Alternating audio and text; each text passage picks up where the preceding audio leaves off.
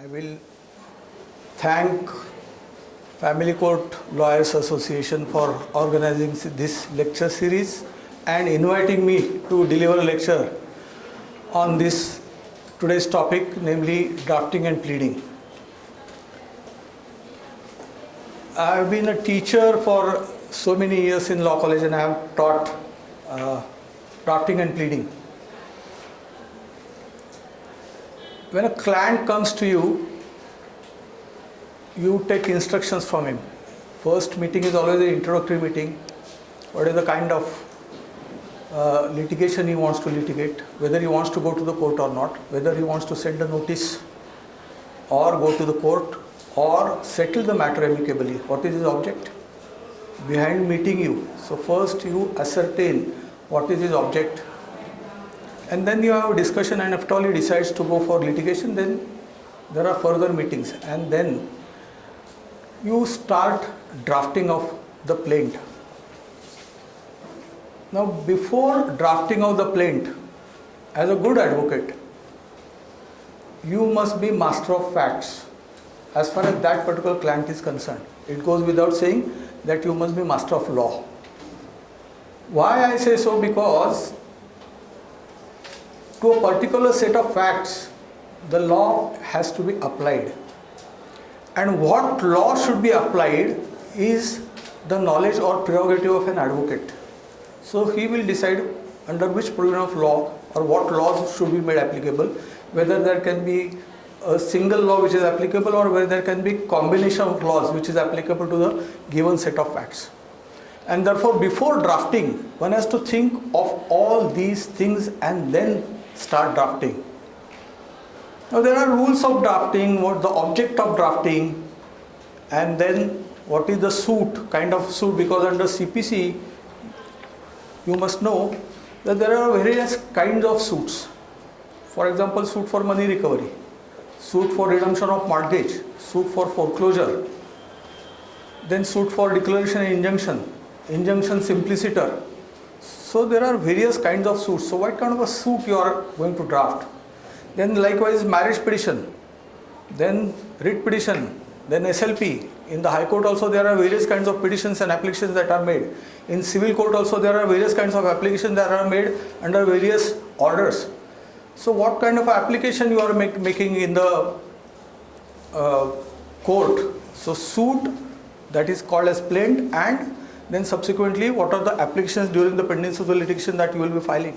For all these you need skill of drafting everything. That is exactly what is called as skill. On reading the application or on reading the plaint itself, one should know what is your case. You need not explain a single thing. And for that purpose there are certain rules, there are certain objectives. I will go through those things one by one. Now as far as CPC is concerned, pleading means plaint and written statement. That is the definition, plaint and written statement. Corollary of this is that remaining things are not pleadings, meaning thereby an application, interim application made in a petition or interim injunction application made in a suit is not pleading.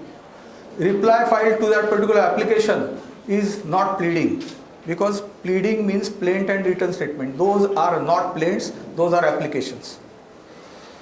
Applications also are of two kinds, interlocutory application and interim application. So the difference between the two, application for court commissioner, application for appointment of a receiver, all these are not pleadings, mind well. These are all applications, and contentions therein might be important, but these are not pleadings. The importance of pleading, when you go to the court, what is a plaint? Plaint is nothing but claim of the plaintiff against the defendant. So this is my right, this has been infringed, and therefore I want this relief. So this is the plaint, and that has to be precisely mentioned. The defendant will appear in the matter and defendant will file his written statement. Now is it mandatory to file the written statement? The answer is yes, because the CPC says that the defendant shall file his written statement. If he fails to file the written statement, in that case there are consequences that will follow. Written statement is nothing but defense of the defendant. It is answer to the plaint. Now, how to defend, how to file the written statement, there are rules for that. Along with the written statement, the defendant is also entitled to file counterclaim. He is also entitled to file set-off. Set-off is in respect of monetary claims. Counterclaim is in respect of establishment of right of the defendant. We will come to that at a later point of time. But plaint and written statement, they constitute pleadings, and nothing else constitute pleadings. Now, what is important is, therefore, it also follows that memo of appeal is not pleading, because memorandum of appeal that you file in a appellate court is not pleading. In the memo of appeal also, there is a skill of drafting the memo of appeal, how to draft an appeal. If you go to see, there are many drafts which are appeals which are nicely drafted. There are many appeal memos which are not properly drafted. So drafting is a skill, and therefore as a young enthusiastic lawyer, you should know the basics of pleadings. Now, every suit, CPC says that every suit shall be instituted by presentation of the plaint. Now, if you go to see the entire CPC, read the entire CPC or read the enactment like Hindu Marriage Act, you will come to know that there are specific words used for each thing. And as a young lawyer or as a lawyer, it is your duty to use apt words for those things.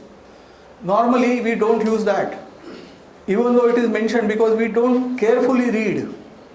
And therefore, we use only one thing, that is filed. I have filed a suit, I have filed an application, I have filed an appeal. So for everything we say file, file, file. It is not filed. And therefore the suit is to be instituted, mind well. Secondly, an application is made. A complaint with the police is lodged. An appeal is preferred. Writ petition is filed. Marriage petition is presented before the court, because it says that on presentation of how to present the marriage petition. So these are the terminologies that are used normally, and as a young lawyer, you should use these good things. You should use apt words while drafting everything. So the plaintiff has instituted a suit against the defendant should be the wording, not the plaintiff has filed the suit against the defendant. It is filing, there is no doubt. Institution of the suit. So every suit shall be instituted by filing the plaint is the CPC, provision in CPC. Now, written statement, as I have said, is a defense. As far as pleadings are concerned, the plaintiff must state the facts in chronological order.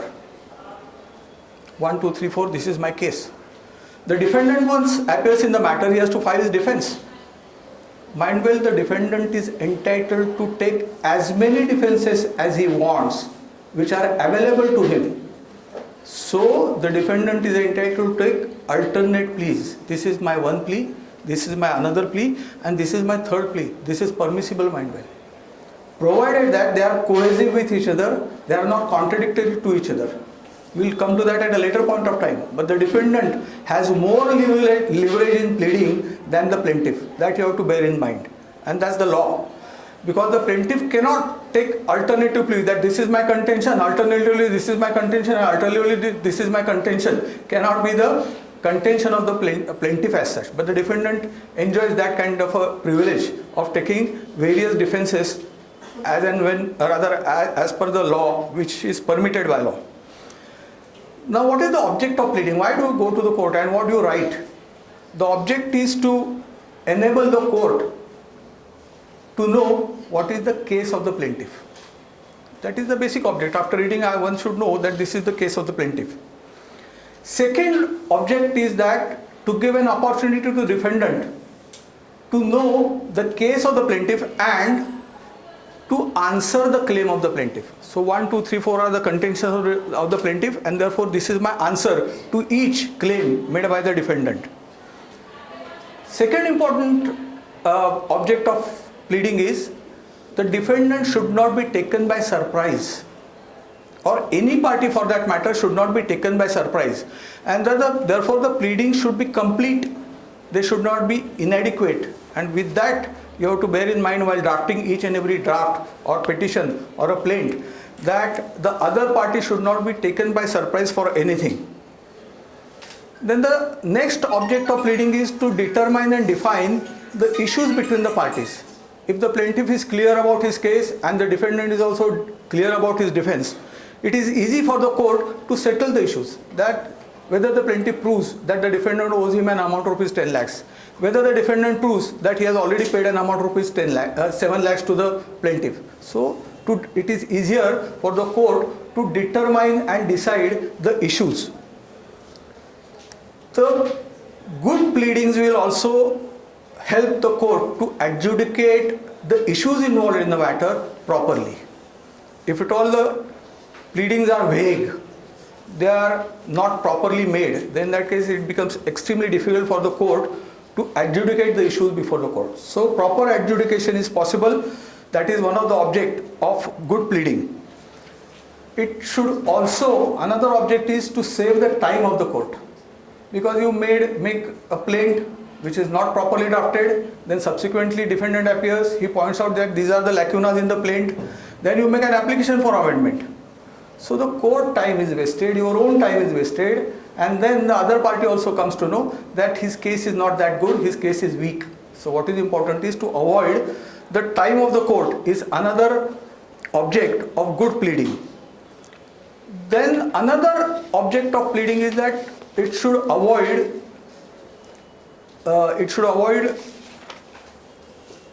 irrelevancy. So irrelevant facts should not be pleaded. That is the basic principle of law, and therefore to avoid irrelevancy is also another object of pleading. Now as far as pleadings are concerned, there are certain rules, and those rules are basic rules, and those rules should be properly taken into account. They should be properly kept in mind before starting the draft itself. First rule is that the material facts should be pleaded. Now what is meant by material facts? Material facts means essential facts. Essential facts meaning that those are the facts without which the pleadings will be incomplete. So if at all you are talking about marriage, then that at the date of the marriage, the place of marriage, and then the children born of the marriage.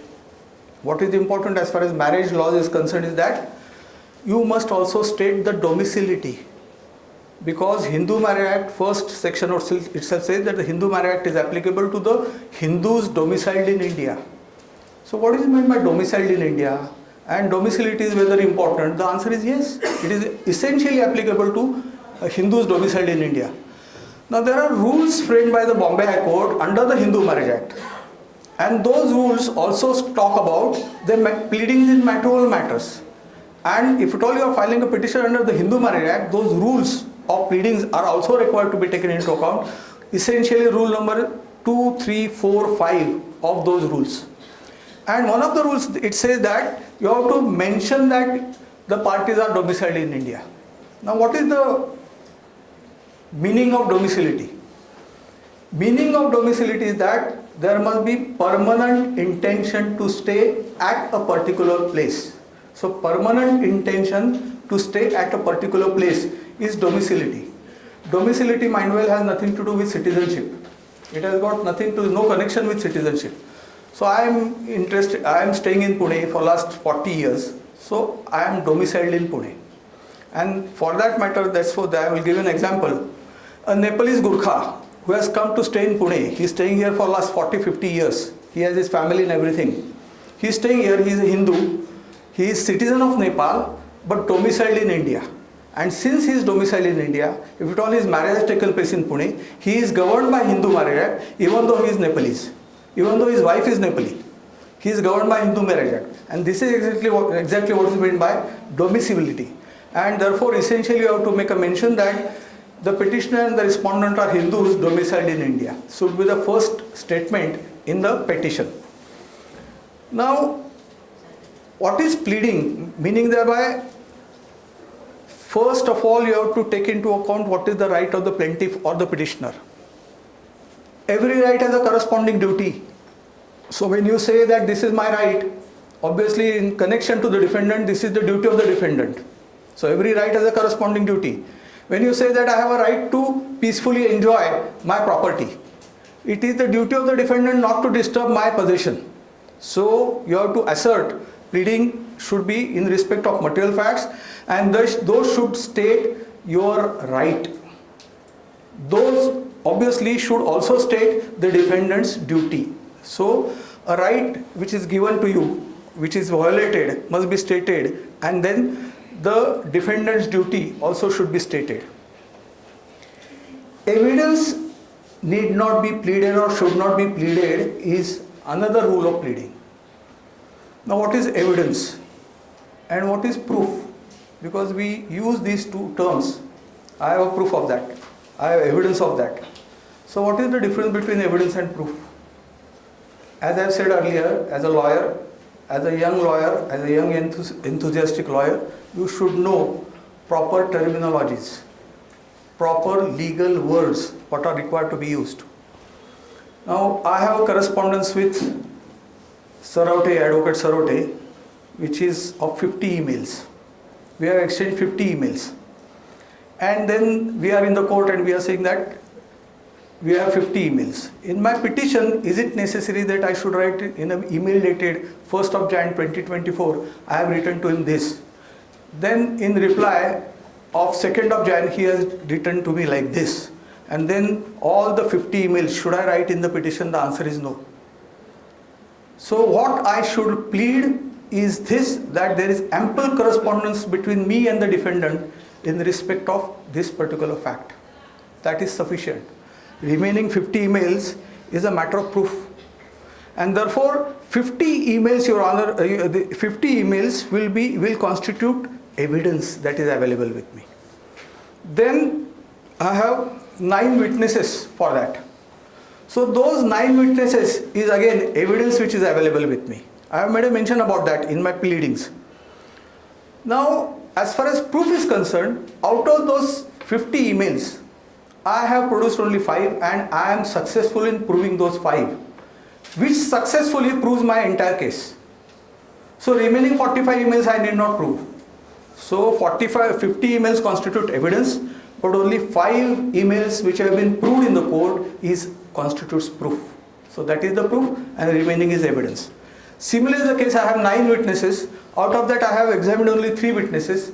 That takes care of my entire case. I need not bring other witnesses in the court. So that is the evidence which was available. Only 3 witnesses is the proof that I have produced in the court. So this is the difference between evidence and proof. So evidence need not be pleaded. So what is the evidence available with you? That need not be pleaded. You can make a mention. Now what is important is what is available with you, what is the form of the evidence, that must be mentioned. Otherwise the other party will be taken by surprise, and in that case you are not entitled to lead any evidence on that particular issue. Why? Because you have not made a mention about the same in your pleading. So mentioning about a particular thing in a pleading is one thing, and pleading evidence in your own plaint or written statement is totally different. That is required to be avoided. Next rule is that law need not be pleaded. Now many a times the lawyers, they mention law under which you are coming to the court. Now giving title to the suit, giving title to the petition is mentioning the provision of law under which you are coming. Previously, when I started practice in the year 1983, this was not needed even. But nowadays, in last 15-20 years, when the computerized filing and everything started, then there is a column under which law you are filing this particular petition, because that becomes easier for the organization to see under which category it should go. Then the law you have to plead, that is in the title. That is not pleading of law in the plaint, mind well, that is totally different. So ultimately, after the whole story of the plaintiff has been mentioned, it is not at all necessary that according to section 34, declaration can be granted by the court, and therefore this is a fit case to grant such declaration, so on and so forth, is not at all necessary.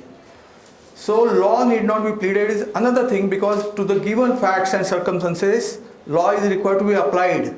It is the duty of the court to apply the law to the given facts, and as an advocate, it is your duty to help the court to apply that particular law to the given set of facts. So it is the duty of the court as well as the lawyers to do that. Law need not be pleaded. Now, foreign law must be pleaded. Now why foreign law must be pleaded? Because foreign law is as good as fact. It is nothing but a fact. In London there is 4% sales tax. I am not aware. But I have to state in London there is a 4% sales tax on this particular product, and therefore he is liable to pay that, and it was agreed by and between the parties, so on and so forth. So foreign law must be pleaded. As far as Indian law is concerned, Indian law need not be pleaded, but foreign law is as good as fact, and therefore foreign law must be pleaded. Now, presumptions of law. There are many presumptions of law under the Indian Evidence Act. Presumptions of law need not be pleaded. So it is presumed, nothing is required to pleading as far as the presumptions are concerned. Now there are many laws need not be pleaded, but there are many mixed questions of fact and law. And in that case, whenever it comes to mixed question of fact and law, it is required to be pleaded. For example, doctrine of estoppel, you must have heard. Doctrine of estoppel under the Indian Evidence Act. When there is a representation by one party, the other party believes in that representation. On the basis of the representation, the other party changes or alters its position. Then in that case, the person who has made initial representation is stopped from withdrawing his own representation. Is in short, in nutshell, the doctrine of estoppel. Now, merely defendant is stopped by doing so will not suffice the purpose. How, when, why, all these things are required to be mentioned. So ingredients of estoppel must come in pleading, and then you can reach to a conclusion that this is estoppel. Second is misrepresentation. If at all your whole case is based on misrepresentation, misrepresentation is law, misrepresentation is mixed question of fact and law. When there was a misrepresentation, whether that misrepresentation is cheating or not, and when, how, why, all these things have taken place, you have to state all these things. So also, similar case with undue influence, or similar the case with breach of trust, you have to plead. Even though these are legal concepts, you have to plead about all these things. Now, some legal pleas are there. There is a difference between law and legal pleas. And those legal pleas are, for example, res judicata, section 11 of the CPC. If the matter substantially, directly and substantially in issue in the previously instituted suit is the same in a subsequently instituted suit, then in that case the second suit is untenable at law. Second suit is not tenable at law. It is required to be rejected. It is required to be dismissed. And therefore, one has to take into account, if at all you are pleading that this was a plaintiff's case and this was the defendant's case and they had already litigated in the past, and therefore doctrine of res judicata is applicable to the present case, then in that case this is required to be pleaded. So legal plea, we call it as, must be pleaded in the plaint. Or if at all the plaintiff's case is barred by law of limitation, it must be pleaded how, when, why. So there are pleas which are like deficit of court fee or jurisdiction. This court has no jurisdiction. These pleas are legal pleas. Law need not be pleaded, but these legal pleas must be mentioned either in the plaint or the written statement, as the case may be. Now, there are many cases which are based on business customs or usage. Custom, there is no definition of custom, but it must be followed for a long time. It must be certain and it must be uniform. These are the three essentials of valid custom. So if at all your case is based on custom, then in that case custom or usage must be pleaded. So that is another thing that is required to be pleaded. Now, conclusions of law or the legal consequences need not be pleaded, because that is to be concluded by the court. That is to be concluded, rather the court shall reach to that particular conclusion. So conclusions of law need not be pleaded. Now there are facts which are taken place from the year 1920 or 1993, 94, 96, 97, 2000, so on and so forth. So if at all there are facts which are, there are too many facts, then in that case it is expected that all these facts must be stated in a chronological order. So in the year 1983 this happened, in the year 1996 this happened. and then you go back to 1993, this also happened. Then in the year 1981, this happened. This is not the way in which the plaint is to be drafted. So, as I have said earlier, before you start drafting, you must be master of facts. 1, 2, 3, 4, 5. These are the things that I am going to take care of in my draft. The pleading should be divided into paragraphs. That is another rule. Because one paragraph and my plaint is over cannot be the case. So each set of facts, each event in a separate divided paragraph. Each paragraph is required to be numbered consecutively. That is also a rule. And each allegation should be contained in a separate paragraph. So it becomes easier for the judge, or it becomes easier for the reader to read it quickly, that this is one thing, this is another thing. So go ahead and do it. Dates, sums and numbers are required to be mentioned in figures as well. So if at all you are saying that the defendant owes me 20 lakh rupees, in bracket 20 lakhs in words is required to be written. That is again a law, because you may miss one figure, you may miss one zero, that will change the whole calculation. So figures that should be written in figures. The pleading should be brief. This is most important as far as we lawyers are concerned. Pleading should be brief. They should be concise. That does not mean that pleading should be inadequate. So they should be adequate, but they must be brief. And therefore, one should decide what is to be pleaded and what is not to be pleaded. There are unnecessary things that we plead many times, and therefore you will find that in many marriage petitions, the date of marriage is of 2020, and then you start writing what happened when we met, then what happened when we met at many times before the marriage, and what discussion had taken place, and what the parents-in-law said, and what my parents said, so on and so forth. For 4 pages we write about whatever had happened prior to the marriage. This is of no use in a matrimonial pleading. You are wasting 4 pages in doing that.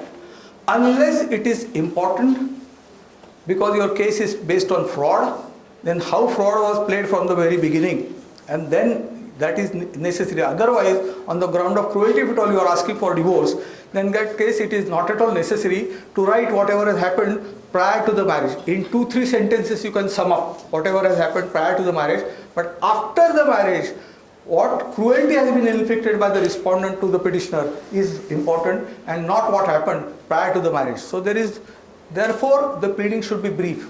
The pleading should be necessary pleading. Unnecessary pleading should be avoided.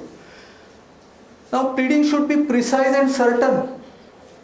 Ambiguous pleadings are of no use. The court may not be able to ascertain the meaning of your entire sentence, and therefore you will find that there are some petitions are so badly drafted that you as an advocate also find it difficult to connect one sentence with the other. What he wants to say, now he is saying like this, then subsequently he is saying like this.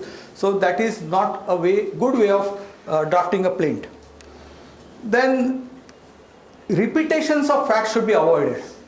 This is another good way of drafting, that whatever you want to write precisely 1, 2, 3, 4. There is nothing more required. Repetitions meaning that what you have written in para number 2, again you are repeating in para number 29, again you are repeating this in para number 34. This is not a good pleading at all. Now pleading should be brief. I will give an example. While I started practice in the year 1984, I saw one plaint that was a small causes plaint, and that was for eviction of a tenant by a landlord, and that was on the ground of default, that for 6 months the tenant has not paid the rent. That was the ground of defaulter which was available then. That was merciless provision in the sense that if at all the default could be proved, then in that case the tenant had to vacate the premises. It was 2-page plaint, 2-page, filed by the landlord against the defendant. We got a decree in the small causes court. The decree was confirmed in the appeal. Appeal was preferred by the tenant. He was evicted by the small causes court. Appeal was preferred by the tenant. We got a decree confirmed in the appellate court, district court. He went to the High Court by filing writ petition. We got confirmation from the High Court that he was supposed to vacate. went to the Supreme Court by filing SLP, the Supreme Court also took 2 pages suit plaint till the Supreme Court. Now, one must take all the facts concisely. Many times you will find that in the High Court and the Supreme Court or the High Court judge will simply ask you a simple question. Mr. Kulkarni, show me a provision. Have you pleaded that? Have you pleaded that? If at all you have pleaded, read that first. Where you have pleaded this. So this is the important pleading. When you go to the High Court or the Supreme Court, they will ask you, if at all you have pleaded, argue. If at all you have not pleaded, don't argue. So pleading gains in importance here, that all material facts must be pleaded briefly, concisely, precisely, and immaterial facts should be avoided. Unnecessary details and irrelevant facts should not be pleaded. That's another rule. Now,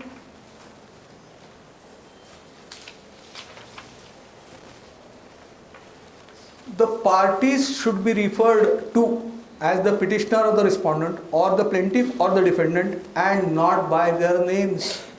Many times you will find that names are put. So those names are not at all proper way of pleading. Proper way of pleading is you have to name them. The plaintiff states that the defendant came there at such and such place. The respondent had visited Pune during this particular time. So plaintiff and the respondent are the proper words and these should be used. Names and persons of the names and places should be pleaded accurately. So if all you want to say Ajay, you should say Ajay. You should not say Vijay and then say that this is not Ajay, this is Vijay, or this is not Vijay, this is Ajay. This should not be subsequently done. If at all you want to name any person, then name it properly, correctly. The dates should be correct. Places should be also correctly stated in the plaint. In matrimonial pleadings, the date of marriage and place of marriage must be stated. Is the law again. Again is the rule. Then domiciliary of the wife and domiciliary of the husband, as I have stated, must be stated. Then where they last resided together is also required to be stated. That's again a rule. Those rules are framed by the Bombay Court and you can go through those rules. Now these are some of the notes that I have taken. Those notes will be available after the lecture. You are at a liberty to collect those notes. So these notes contain all the rules and those are again listed by me. Now in matrimonial matters, again, the place and date of birth of the children, if any, is required to be mentioned. And if at all there is no child, in that case you have to make a mention that there is no child born of the said marriage. Now, many times it so happens that if at all I am using English, then in that case I must use correct English, I must use correct legal English. If at all I am using Marathi, then in that case I must use correct Marathi. Unfortunately, in many cases, correct English and correct Marathi is not used. Now, there are 2 children born of the said marriage is the correct English. What is many times written is that there are 2 children born out of the wedding. Out of, meaning thereby outside the marriage. And 2 children born of the said marriage is from the said marriage.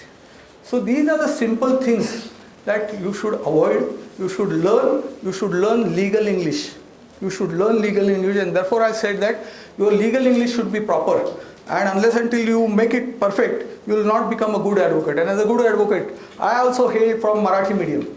My English was poor. Believe in me, my English was poor.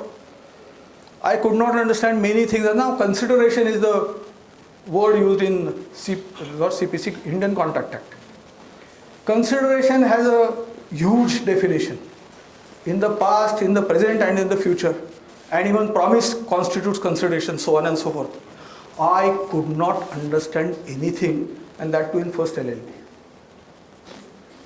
Then I started learning with the help of dictionary, reading new English newspapers, listening to the English news on the television, and I improved my English. So it's a conscious effort. And therefore, while drafting all these things, you should know what you are drafting, what words you are taking or rather using. And once the draft is done, it is over. As a young lawyer, you should read the draft again before filing it. again read it, finalize it, and then file it. After 41 years of practice, I dictate now, but I know what I am dictating because it is become my habit, and therefore I can dictate, but still I may revise. The client may revise my draft, and then if it all is apt and proper, then in that case we may say that this is proper, we should add it or we should delete it. So what is important is the children, if any, should be mentioned in the petition for divorce or any matrimonial matter. Then specific instances of cruelty must be stated. Rule number 4G you have to take into account. Rule number 4G framed by the Bombay High Court, which says that specific instances of cruelty must be stated in a petition on the ground of cruelty, desertion or judicial separation, and with reference to the place and time of its occurrence is the law. Time of its occurrence, if at all my husband has beaten me up, is the pleading. When and how, that is required to be written. So that's expected, and therefore in chronological order the instances of cruelty with reference to at least the month and year must be mentioned in the petition.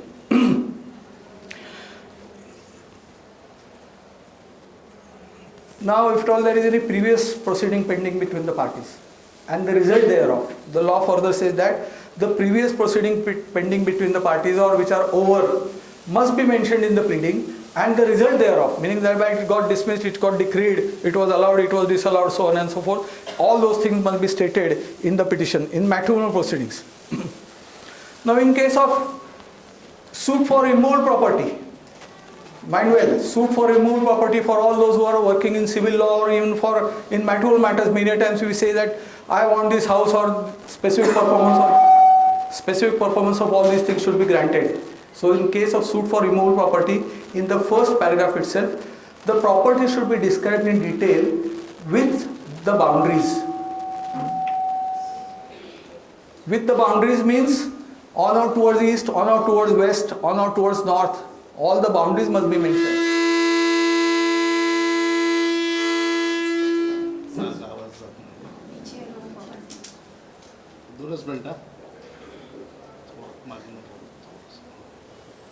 All the boundaries must be mentioned. Area must be mentioned. Why do this? In a suit for eviction, for that matter, between the landlord and the tenant, the property must be specifically described. 2 rooms on the first floor, and these are the boundaries. This is the area. Why? Because ultimately, if all the suit is decreed and the landlord has to execute the decree, then the execution proceedings are required to be initiated, and in execution proceedings, the court commissioner may be appointed or the bailiff will be directed that you go and take possession of the property and deliver it to the landlord.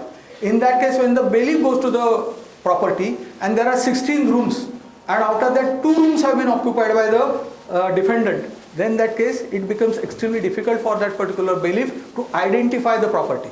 So for the purpose of identification of the property, at the time of execution of the decree, you have to mention in detail in the plaint first paragraph all the description of the property in detail with boundaries. Understood? So also in a suit for specific performance, similar is the case that the sale deed of this particular property may kindly be directed to be done in favor of the plaintiff. So defendant should be directed to do that. And secondly, if at all the defendant fails to do that, then in that case, court commissioner may be appointed and the court commissioner may kindly be directed to execute sale deed in my favor. In that case also, description of the property in case of suit which is relating to immovable property, the description is necessary, it is a must. Then if at all there is an encroachment, suit for encroachment, that this is my property, 10,000 square feet of, and 1,000 is the encroachment made by the defendant. CPC says that the sketch showing the encroachment must be attached to the plaint. Sketch showing encroachment. This you do sketch. The CPC is not using the word map. The word used is not map. It is the word used is sketch. Sketch showing the encroachment in hatched portion must be attached to the plaint so that the court will come to know by seeing that this is the encroachment and this is the suit for encroachment pertaining to this particular property only. In money recovery suit, mind well, in money recovery suit, in tabular form, what is your claim, what is the claim of the plaintiff must be mentioned. So 10 lakh was given, 2 lakh were returned, 8 lakh is the money that is required to be recovered, and interest is 12,000 rupees. So totaling this much. So in a tabular form, in money recovery suit, one must mention what is the claim. So that is also necessary. Now the pleadings must be signed by the party is also law. If at all it is not signed, then in that case whether it is a fatal defect, the answer is no. You can make an application to the court with the permission of the court. You can sign the petition or the plaint as the case may be. If at all you have forgotten, the plaintiff has forgotten to sign the plaint, and they are required to be verified. Now here comes a little hitch, verification. Verification is in respect of facts that are stated in the plaint. I do hereby state on solemn affirmation that the contents of the paragraph number 1 to such and such are true and correct to the best of my knowledge, belief and information. That's what the lawyers write. Knowledge, belief and information. Now, what is knowledge? What is information? And what is belief? These are important things, and therefore for that matter, order 19 will come into play. And information is different from knowledge, and it is different from belief. Now she may say that there is a traffic jam at Jangli Maharaj Road. 2:30 I came there, and there is a traffic jam. So her, whatever she tells me is my information. It becomes my information. Now I know that the wall opposite to this is yellow, because I am coming here for last 7-8 years, and I am seeing that wall. That is my knowledge, that it is a yellow wall. And believe that one person is lying here, I am thinking that he is dead. So it is my belief that he is dead. So I may go and lodge a complaint with the police that there is someone dead lying there. So knowledge, information and belief are totally different things. We use that paragraph number 1 to 37 are according to my knowledge, belief and information is not the law. The law says that you should state separately which facts mentioned in which paragraph are according to your knowledge, what are according to your belief and what are according to your information. Should be the verification. And therefore many times a good lawyer will always write a verification in this manner, that the contents of paragraph number such and such are true and correct to the best of my knowledge and information, and the legal submissions made therein are in accordance with the advice given by my advocate, which I believe to be true. Because I believe in my advocate, he has given me that advice, therefore those things have been mentioned in the petition. So this is the way in which it ought to be written. So verification, we take it very casually, but many times in cross-examination I have asked these questions. What is according to your knowledge? Have you mentioned this? What is according to your belief? The judge many times has cross-questioned me, saying that why are you asking this? Then I have told him that there are some provisions which I will let your honor know at the time of the hearing, but these are essential and important questions that are required to be asked in the cross-examination. So merely saying that according to my knowledge, information, belief will not suffice the purpose. These three things have different meanings, different connotations, so you have to state and use them accordingly. Now facts, as far as we say that facts should be pleaded, material facts should be pleaded. What is meant by fact? That is also important, because many of us, we don't know what is meant by fact. Fact is anything that can be perceived by human senses. Human senses are 5, you know. So what can be touched, what can be smelt, what can be heard, all these they constitute fact. Fact also belief also constitutes facts many times. I have touched his body and I found that it was a little hot, and therefore I can say that, I may say, I believe that he has a fever. I believe that he has a fever. So belief is also, in many cases, belief also constitutes a fact. So section 3 of Indian Evidence Act deals with fact. So you have to read that particular definition of fact. And then comes material facts. We call it as facta probanda. Material facts meaning thereby only material facts should be pleaded. And there is another concept called facta probitenda, which means that facts which are necessary to deal with the material fact. Facts which are connected to the material fact. Facts which are relevant to the material fact. So these facts are required to be stated, and connected facts are also required to be stated. Now, as far as pleadings are concerned, whether you can make alternate pleadings or not. I am filing a petition for divorce on the ground of cruelty. Now, I am saying that the marriage between me and my wife should be dissolved. Alternatively, whether I can make a pleading that in case this honorable reaches to a conclusion that divorce is not necessary, a decree of judicial separation should be granted. This is exactly what is called as alternate pleading. Why? Because the grounds of divorce under section 13 and grounds of judicial separation under section 10 are similar. And therefore, whether alternate pleadings can be made, the answer is yes. So alternate pleadings can be done.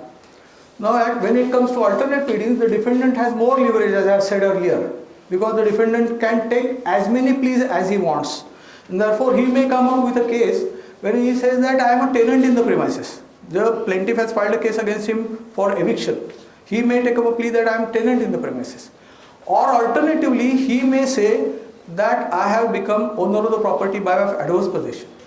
So alternate pleas can be taken by the defendant, provided that they are cohesive with each other. They are consistent. Alternate pleas which are consistent and alternate pleas which are inconsistent.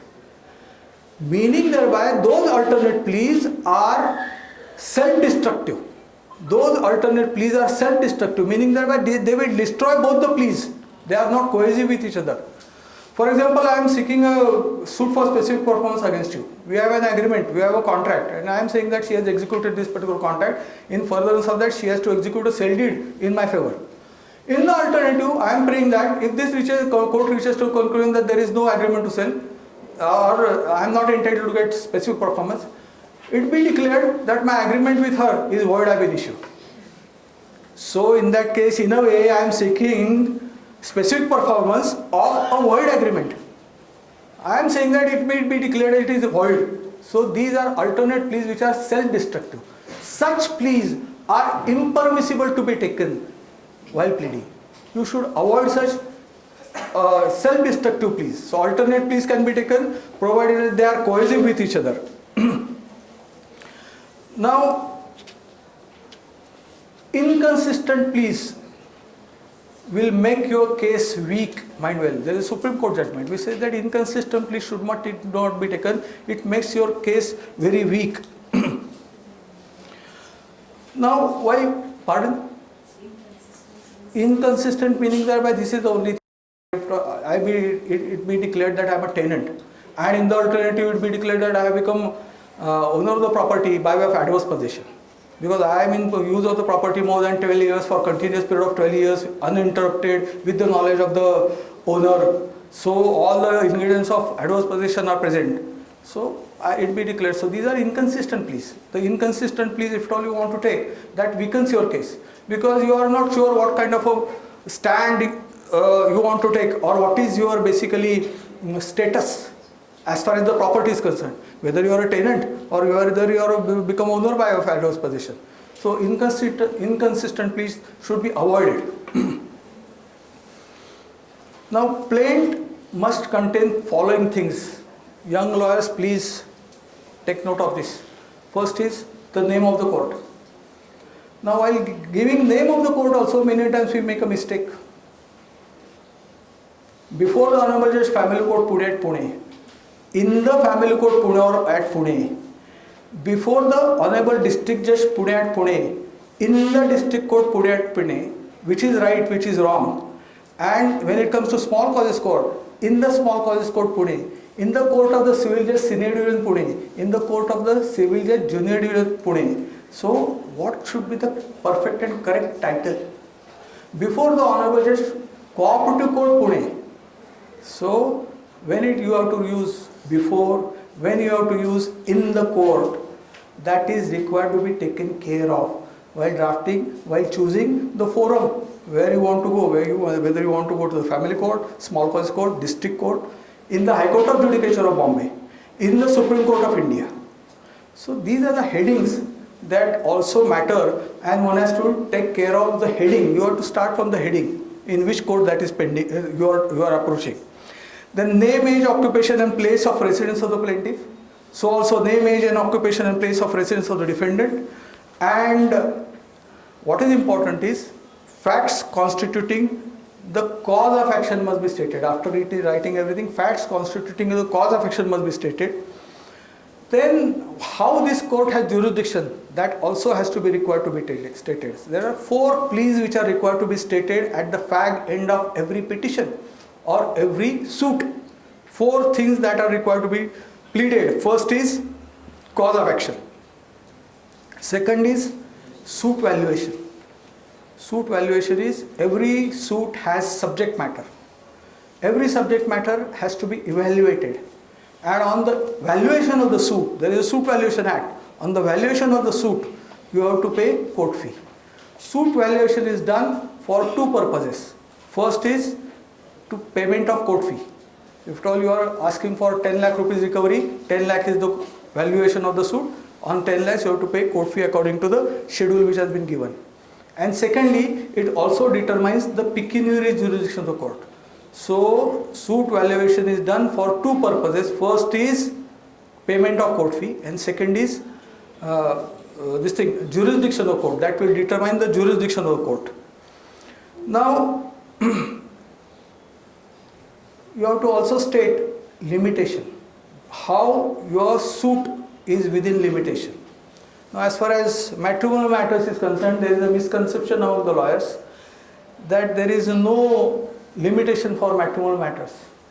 There is no limitation, therefore it is not necessary that you should mention that my suit is, rather my petition is within limitation, it is not within limitation, so on and so forth. Now there is a doctrine called doctrine of delay and laches, mind well. Doctrine of delay and laches. If at all a particular instance of cruelty has taken 5 years back, and you are coming to the court after 5 years saying that 5 years back this has happened, and last 5 years nothing has happened between the husband and wife, court is going to bound to ask you a simple question: Mrs. Wife, why have you come so late? If at all the delay is properly explained, well and good. If at all there is no explanation about the delay, then in that case such petition will be hit by doctrine of delay and laches, and on that ground itself the petition may be dismissed, saying that you have come to the court with delay. So limitation and delay, they are interconnected. So as far as money recovery suit, other suits are concerned, there is a limitation given in the Limitation Act. As far as matrimonial matters are concerned, there is no limitation as far as cruelty is concerned, but you have to come to the court at the earliest and you have to explain why are you coming at such and such time. If at all it is on the ground of fraud, which such force has ceased to have effect, from that particular date, within a period of 1 year, you have to come to the court. So in that case, the limitation has to be stated in the petition itself. And then the reliefs that you are seeking, that is the frame of the suit. So all the facts and circumstances you have to mention, then 4 legal things: cause of action, suit valuation, jurisdiction and limitation must be stated, and lastly the reliefs that you are claiming. Now the reliefs that you are claiming must be specifically and categorically pleaded, mind well, and therefore when it comes to relief, the relief should be clear specifically 1, 2, 3, 4 I want. And if the relief is not clear, then in that case the court may not grant you the relief that you wanted. On its own, you please rather note, on its own the court is not going to grant you any relief. So unless and until you ask for a particular relief, the court will not grant the relief. Now parties to the suit is another important thing while drafting. The respondent is always the husband or the wife, as the case may in matrimonial matters. The defendant in civil matters may be 1 or 10. The plaintiff may be 1 or 10. Now in a suit for partition, many times it so happens that one brother will file a case against the 9 brothers, saying that I have 1/10 share and I want my this thing. He may make all the remaining 9 brothers as defendants. One of the defendant number 6, brother number 6 may come to the court and he says that what plaintiff is saying is right. So I don't want to be the defendant, I want to be the plaintiff. In that case, he can make an application to the court saying that instead of defendant, I should be made as a plaintiff, and with the permission of the court, the parties can change their position. So this is also possible. This is also possible in an appeal, because previously there were 4 plaintiffs and there were 4 defendants. Now the suit has been dismissed. So one of the plaintiff prefers an appeal. He will have to make 4 defendants as respondents and 3 plaintiffs who are not ready to prefer an appeal as respondents, because they are necessary parties in an appeal. In that case, he appears in the matter. Brother number 2 they appear in the matter. And they say that we were plaintiffs in the lower court. Now we are respondents, so we want to become plaintiffs. In that case, again you make an application and the court will permit you to change your position.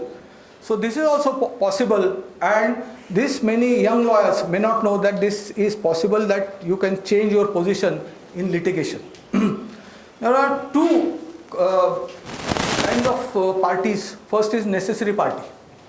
Now necessary party, the simple criteria is that necessary party is a party without participation of whom the decree that may be passed in the suit cannot be effectively executed. Who is a necessary party? Necessary party is a party without participation of whom the decree that may be passed ultimately cannot be effectively executed. So the decree is passed, but it has to be executed, and at that time of all, the concerned party is not a party to make it. The decree cannot be effectively executed, and therefore necessary party should be made as a party. Then there are proper parties. Proper party is the one in whose absence an effective order on the decree can be passed, but presence of such party is necessary for the complete final decision of the matter. In many a time there is a cooperative matter. There is a dispute between members. The society is made as a party, because you participate and say that this is a dispute between 2 sets of members. What do you want to say? This is a formal party. No specific relief is sought against the defendant. No specific relief is sought against the defendant, but it is a formal party. So necessary party and a formal proper party, these are the 2 kinds of parties. Now, what is the object of impleading all these parties? Necessary parties must be made as a parties. Why? Necessary party should be made as a party in order to avoid further litigation. Because the defendant number 3, who is the brother, rather the brother who is left out, may subsequently come to the court and say that I was not made a party in a partition suit. So, in order to avoid further litigation, all the persons required to be made as a party must be made as a party. Now, therefore, there are 2 concepts, misjoinder and non-joinder. Misjoinder of party is a party who has been unnecessarily added. In that case, it is called as misjoinder. Such party may come to the court and say that I am not at all connected with the subject matter of the suit. I may be deleted from the plaint. The court will permit misjoinder. And non-joinder is non-joinder of a necessary party. So if the party was a necessary party, I have not made him as a necessary party, then in that case such party can be added as a party. Non-joinder is fatal, misjoinder is not fatal. Non-joinder, if all you are not making non-necessary party as a party in a suit, the suit necessary party is not made as a party. Non-joinder is fatal therefore, and misjoinder is not fatal. As far as the party is concerned, if we have not made a party, a proper party, then in that case subsequently also by amending the plaint, you can add or subtract that particular party, delete that particular party. Now in case of matrimonial matters, if at all you are filing a petition on the ground of adultery, the word is not used as adultery, the word used in matrimonial law, section 13(1)(2) I think, is had a rather voluntary sexual intercourse other than the person, other than the petitioner, are the words used. The words used are not adultery. So if at all it is on the ground of adultery, then in that case the adulterer or the adulteress, as the case may be, they are necessary parties to the suit. That's what the matrimonial proceedings say. Then if the many times it so happens that the other spouse is having extramarital affair, she or he is having relations outside the marriage, but the name of such person is not known. then you have to make a mention that the name of such person is not known, but there is a proof that there is a relationship outside the marriage. And you, with the leave of the court, you have to make a mention, you have to plead that, because the person may not be known to you. So if need be, I may be permitted to add, you can make a mention of that, but that is necessary to make a mention, that is required to be pleaded in a matrimonial matter. Then in case of nullity under section 11, that I have other spouse living, meaning the respondent has other spouse living, my husband has a wife, or my wife has husband living when I got married to him or her, as the case may be. In that case, such other wife has to be made as a co-respondent under section 11, that is a declaratory suit. There is a declaration that it be declared that my marriage with the respondent is null and void. So declaration in respect of nullity, in that case, that other spouse must be made party, that is necessary party. Without giving an opportunity of being heard, you cannot deal with such a matter. So these are the parties which are necessary parties. It's already 3:05. We should wait, we should stop here and continue in the next lecture, which shall be amendment of pleadings and then reliefs and so on and so forth. These notes are available here. You can contact Smita Deshpande, Kaude sir.